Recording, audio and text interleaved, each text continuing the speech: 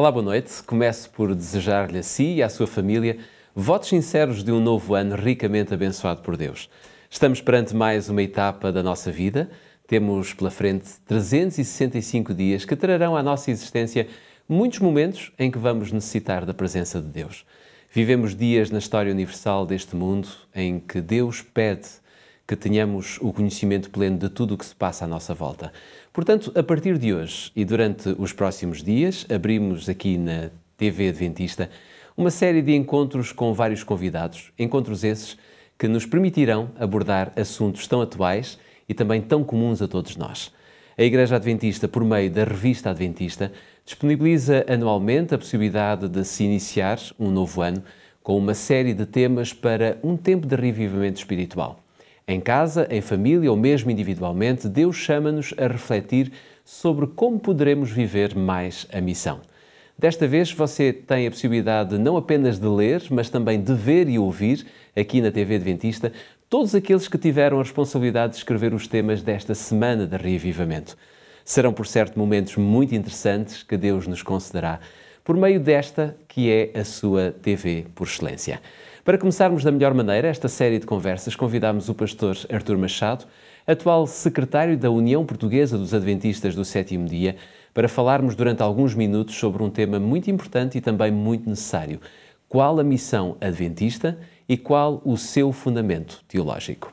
Pastor Artur Machado, muito obrigado por estar presente aqui na TV Adventista. É um prazer. E podermos falar sobre a missão desta que é a nossa Igreja e descobrirmos consigo qual é o fundamento teológico. E começava esta conversa consigo por tentarmos descobrir um pouco aquela que é a missão da Igreja, aquela missão que Deus enviou por meio de Jesus Cristo aos seus discípulos e que a Igreja tem levado desde o seu início. Mas talvez podermos começar por recordar a história da Igreja a partir de 1844. Como todos sabem, portanto, o movimento adventista sai do grande movimento milerita, portanto, de 1844, e havia o mesmo sentimento, a mesma prática, a mesma metodologia que tinha acompanhado o movimento milerita. Isto é, os adventistas procuravam, naquela altura, partilhar a sua fé, a sua esperança na breve vinda de Jesus com os seus amigos, com os seus vizinhos, com as pessoas com quem contactavam. Normalmente eles faziam isto através de folhetos, através também de revistas ou de jornais, fazendo reuniões em tendas que poderiam por vezes levar até 2.000 pessoas ou um pouco mais, mas não havia, poderíamos dizer que não havia uma estratégia de levar o Evangelho para fora do panorama dos Estados Unidos. E mesmo dentro dos Estados Unidos, numa primeira fase, andou ali muito por volta do estado do Michigan e pouco mais. Depois começou-se a atingir outras comunidades, as comunidades de origem africana, e alguém, de vez em quando, lançava, digamos, livros através de barcos ou por outro meio que pudessem atingir outros povos. É bom dizer que havia aquele sentimento que, uma vez que nos Estados Unidos estavam quase todas as populações do mundo presentes devido à imigração, pensava-se que dar a mensagem apenas às pessoas que estavam nos Estados Unidos era suficiente ou equivaleria a evangelizar todo o mundo, uma vez que eles pensavam que depois essas pessoas partilhariam a sua fé com os seus familiares que estariam nos países de origem e assim a mensagem ir-se espalhando. E esse período foi, digamos, durante alguns anos, desde 1844, talvez até mais ou menos 1920, por aí, não? Exatamente. Desde que a Igreja se organizou como Igreja até 1920, que não havia uma estratégia definida de proclamação da mensagem fora de portas, isto é, fora dos Estados Unidos. Mas havia essa necessidade de chegar mais longe e tornar, no fundo, a Ordem de Jesus como uma ordem mundial, podíamos assim dizer, e que, no fundo, esta ordem mundial deu à Igreja Adventista o sentido que ela tem hoje. Exato. Os Adventistas do Sétimo Dia começaram a dar-se conta de que, afinal de contas, havia outras pessoas que ouviam a mensagem. Veio da Europa uma delegação, e é engraçado, na Europa, a mensagem adventista não veio diretamente por um missionário adventista do Sétimo Dia, veio até por um missionário adventista do primeiro dia da semana, um padre, que veio para a Europa, mas a pregar a mensagem dos adventistas do sétimo dia. Isto é, ele era empregado dos adventistas do primeiro dia, mas dava a mensagem dos adventistas do sétimo dia, sem nunca dizer a estes novos crentes que havia uma igreja adventista do sétimo dia. Eles vão acabar por descobri-la, vão aos Estados Unidos e, de repente, os nossos adventistas americanos tomam conta que há outras populações de outros continentes que estão interessados na nossa mensagem. E é engraçado, as estatísticas dizem-nos que, enquanto que no início da Igreja Adventista havia um adventista para cada 360 mil pessoas, atualmente, depois que a Igreja, portanto, deu lugar à sua missão global, atualmente nós temos um adventista para cada 396 pessoas. E nas últimas estatísticas dadas pela Conferência Geral, num só dia batizaram-se 3.052 pessoas. Atualmente, nós temos 127 pessoas batizadas cada hora, o que dá 2 pessoas por minuto. E isto mostra que desde que a Igreja Adventista finalmente teve uma estratégia de envolvimento, de cumprir a missão de Deus a nível universal, realmente ela expandiu-se, cresceu e está aí, digamos, o segredo do crescimento deste movimento. É certo que os números são sempre animadores, os números que referiu, mas também é certo que estes números podem suscitar algumas perguntas. Por exemplo, porque é que nós continuamos a identificar o povo adventista como o povo da missão, quando no fundo nós temos um crescimento, diria, de 5%, em contrapartida com o crescimento mundial, da população mundial, que se cifra nos 7%. Ou seja, como é que nós podemos dar resposta a esta questão? Nós continuamos a identificar-nos com a missão porque, como somos um povo da Bíblia e estamos centrados na Bíblia, nós verificamos que na Bíblia Deus é um Deus missionário. E não é um Deus missionário de um povo, nem de um clã, nem de uma família, nem de uma pessoa. Deus é um Deus missionário de todo o mundo. Deus é um Deus que arregaça as mangas, podíamos dizer assim, e vai à procura de uma só alma, não é? De uma só pessoa ou mesmo de todo o mundo. Ou de todo o mundo. Deus não se esquece de todo o mundo. Nós vemos isso desde o livro de Gênesis. Ele começou com a humanidade da altura, Adão e Eva. Quando essa humanidade peca e, portanto, se vai verificar que toda uma descendência se vai afastar de Deus, este próprio Deus, em Gênesis 2:15, faz, digamos, uma promessa, que é uma promessa que é para qualquer ser humano, por a inimizade entre ti e a mulher, entre a tua semente e a semente da mulher. E, portanto, é uma promessa que é uma promessa absolutamente universal. Depois nós assistimos ao desenrolar da história bíblica que Deus vai, por exemplo, ao encontro de pessoas singulares, é verdade, como seja Noé, mas é para que este possa dar a mensagem ao mundo de então. Deus vai ao encontro de Abraão e nós lembramos certamente da passagem de Gênesis 12, quando Deus convida Abraão a sair de Ur dos Caldeus e lhe diz: em ti serão benditas todas as famílias da terra. E, portanto, Deus nunca se esquece de todas as nações. Mesmo quando Deus tem um povo, como é o povo de Israel, Ele procura utilizar este povo de Israel como meio de atração de todos os povos vizinhos. O templo, que era o centro de toda a religiosidade da altura, mesmo na dedicação do templo, nós vemos Salomão a orar e a dizer: Senhor, quando o teu povo orar e quando o estrangeiro orar para este lugar, portanto, não é esquecido o estrangeiro, não é esquecido o outro que não faz parte do povo de Deus. E Salomão pede que Deus abençoe justamente esse mesmo estrangeiro. O templo deveria ser um lugar de atração para os estrangeiros, para aqueles que nós diríamos os gentios. Quando Israel se esqueceu disto, através dos séculos, os profetas lembraram constantemente o povo de Deus de que havia os outros, havia o estrangeiro, e de que a mensagem que eles tinham deveria ser dada a esse mesmo estrangeiro. E temos várias profecias, sobretudo também em Isaías, que nos mostram que Deus faz uma aliança com o seu povo para que esse povo seja luz para os gentios, para que esse povo seja um meio de libertar as pessoas das suas diferentes escravaturas. E, portanto, a Bíblia diz-nos no Antigo Testamento, clara e inequivocamente, que Deus é um Deus missionário e é um Deus missionário de todo o mundo. Era isso que eu ia lhe, de alguma forma, tentar dar-lhe como sugestão, ou seja, cada crente que acredita em Deus ele torna-se um missionário porque Deus é um missionário. Exatamente. Não é? Ou seja, Deus envolve-se completamente com os seres humanos, Ele vai atrás dos seres humanos, não se poupa a esforços para salvar aqueles que o querem aceitar, que o querem seguir, e por esta razão também aquele que segue Jesus torna-se um missionário. Exatamente, e nós vemos isso... O próprio Cristo era missionário. A partir do exemplo de Jesus Cristo. Exatamente.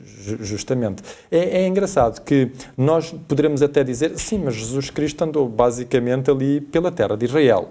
Sim. É um facto. A grande missão de Jesus Cristo era poder despertar o seu povo, o seu próprio povo, para a realidade de quem era Deus, uma realidade que tinha ficado obscurecida por décadas e até séculos de tradição religiosa. Exato. Em que a pessoa de Deus tinha ficado, digamos, obscurecida. Mas mesmo assim, quando nós verificamos a atitude de Jesus Cristo, ele não deixou de ir até territórios que eram considerados territórios pouco recomendáveis. Exatamente, Samaria, os samaritanos, exatamente. A Fenícia, exato. E ele levou os seus discípulos, e quer em Samaria, quer na Fenícia, ele também realizou atos e milagres para com aquelas pessoas. Mesmo dentro de Israel, Jesus Cristo nunca excluiu os que não eram judeus. Bem pelo contrário, é de um não-judeu que Jesus vai dizer, nunca vi tanta fé em Israel. Exatamente. Se nós vermos o Evangelho de Mateus, ao lermos o Evangelho de Mateus, nós podemos verificar que, sendo o Evangelho de Mateus o Evangelho mais judaico de todos os Evangelhos, é nesse mesmo Evangelho que está descrito que vieram os magos da Pérsia, do Oriente, para adorar a Jesus. É nesse mesmo Evangelho que está descrito, por exemplo, em Mateus, no capítulo 8 e no versículo 11, que muitos viriam do Oriente e do Ocidente e se sentariam à mesa com Abraão, Isaque e Jacó no reino dos céus. É neste mesmo Evangelho de Mateus que nós temos a grande comissão. A grande comissão de Jesus para a sua igreja, que ele ofereceu aos seus discípulos, primeiramente, e depois deram continuidade à sua igreja, não é? Ou seja, a intenção de Jesus de dar uma ordem significativa à igreja, não é? Com uma orientação muito precisa. Exato, e portanto é na conclusão do Evangelho de Mateus que nós temos esta ordem da igreja, composta essencialmente no tempo de Jesus por judeus, de se expandir e ir por todo o mundo. Mas esta grande comissão dada por Jesus aos discípulos e depois à igreja no seu todo, é absolutamente indispensável nós pensarmos que ela só tem os efeitos que Deus pretende com a presença do Espírito Santo. Exatamente.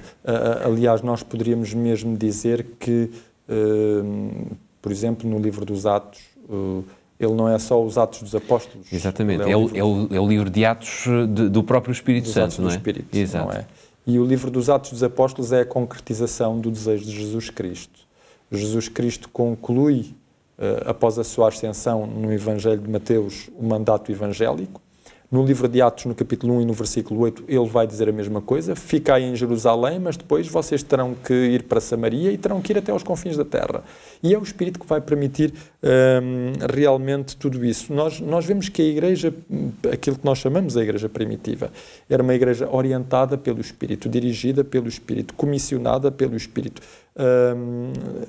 trabalhava pelo Espírito. Era o Espírito que lhe indicava onde é que eles deveriam ir pregar o Evangelho. Era o Espírito que qualificava as pessoas. Portanto, o Espírito Santo é o grande motor, é o grande originador, é aquele que orienta e dirige toda a igreja primitiva num sentido apenas, o sentido da missão.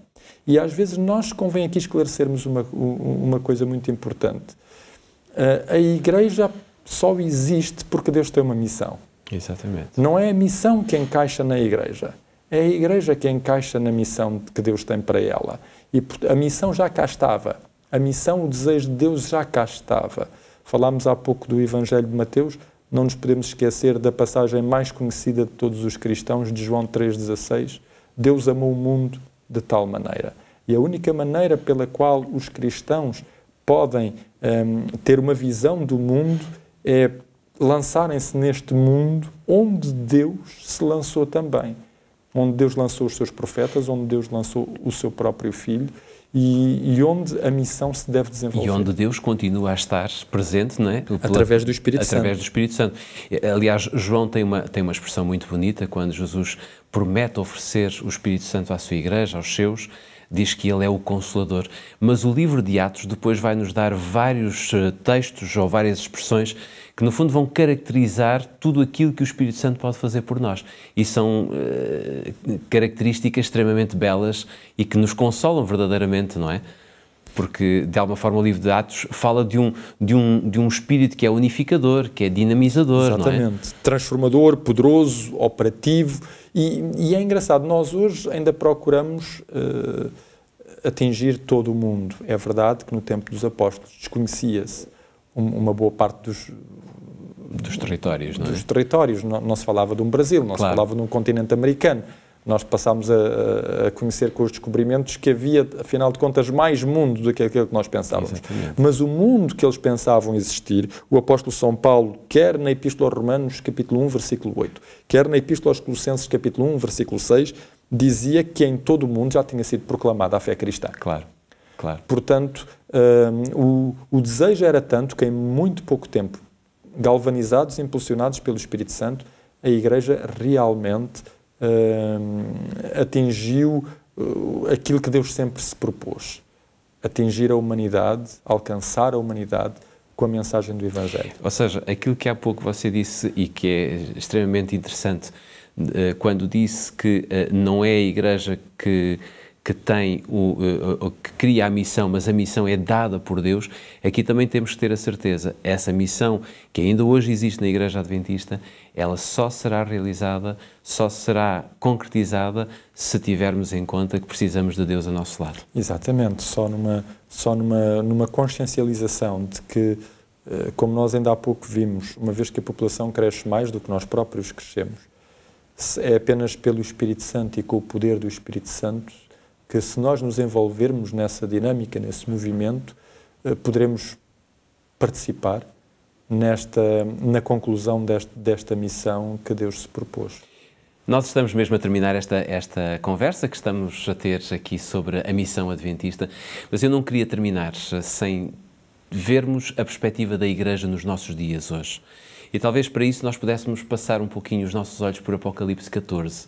Afinal, em Apocalipse 14 nós encontramos uma mensagem que é universal, que é uma mensagem para ser pregada nos nossos dias, mas ao mesmo tempo que ela é universal, nós podemos dizer que ela também é bem pessoal. Ela começa na nossa igreja, começa no nosso lar, porque não mesmo dizê-lo, começa em nós próprios. Claro. É uma mensagem importante para a Igreja Adventista, porque é uma mensagem que se centra mesmo no núcleo daquilo que nós somos.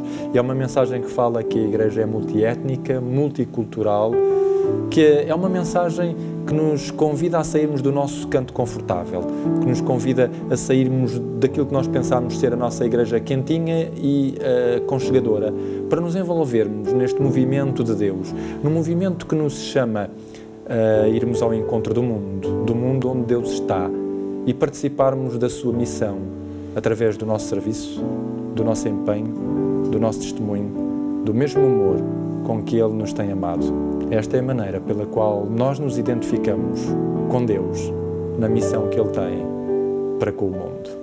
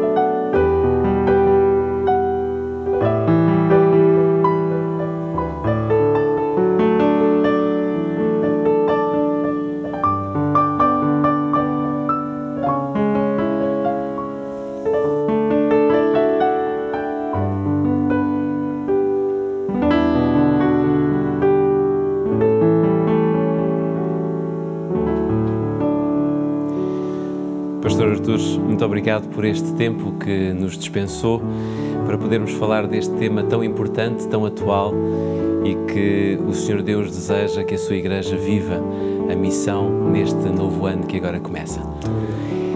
O empenho da Igreja na missão de levar o Evangelho a todo o mundo nesta geração não será em vão.